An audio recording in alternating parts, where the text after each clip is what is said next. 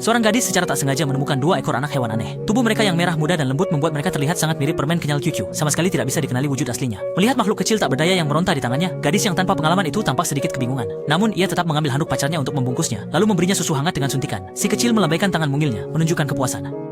Agar bisa merawat mereka dengan lebih baik, kakak perempuan itu berubah menjadi ayah super. Ia menyusui mereka satu persatu. Salah satu dari mereka sangat aktif, selalu menyusu dengan lahap saat diberi makan, bahkan memegang sedotan dan makan dengan nikmat. Namun yang lain tampak sangat lemah, sama sekali tidak tertarik pada makanan. Kakak perempuan itu hanya bisa menaruhnya di tas penghangat untuk pengamatan ketat.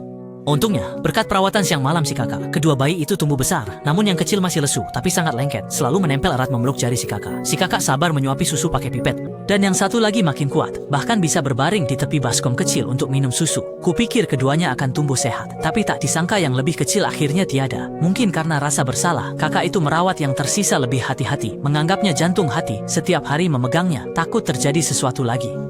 Meskipun ia bisa makan sendiri, tetap disuapi susu langsung. Khawatir ia merasa tak nyaman. Setelah kenyang, ia digendong dan dimanja-manja. Namun si kecil punya temperamen. Tak lama ia mengayunkan tangan kecilnya sebagai perlawanan. Tapi setelah dibujuk kakak perempuan dengan kata-kata manis, si kecil pun segera terlelap. Seiring waktu, tubuhnya membesar dan bulu lebatnya membuatnya terlihat semakin menggemaskan.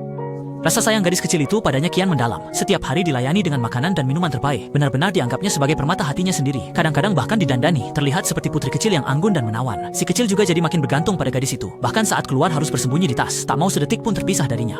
Agar si kecil tak bosan, kakak membelikannya mobil-mobilan mahal. Dengan itu, meski tanpa ditemani, ia bisa bermain sendiri. Saat kakak ada waktu, ia akan membawanya bermain di alam terbuka. Tak disangka, si kecil menunjukkan bakat memanjat. Kadang merentangkan tangan seolah terbang melawan angin. Maka kakak membangunkan rangka panjat kecil, agar ia bebas mengekspresikan diri. Suatu hari, saat si kecil memanjat ke tempat yang tinggi, ia tampak ingin melompat turun dari sana. Kakak perempuan itu dengan gugup mengulurkan tangannya untuk menangkapnya. Dan tak disangka, si kecil mendarat dengan sangat tepat di telapak tangannya. Sejak saat itu, mereka membentuk semacam ikatan tak terucap. Setiap kali kakak perempuan itu mengulurkan tangannya, si kecil akan melompat ke pelukannya tanpa ragu. Setiap lompatan terasa seperti janji batin, dan telapak tangan kakak perempuan itu pun menjadi pelabuhan teraman baginya.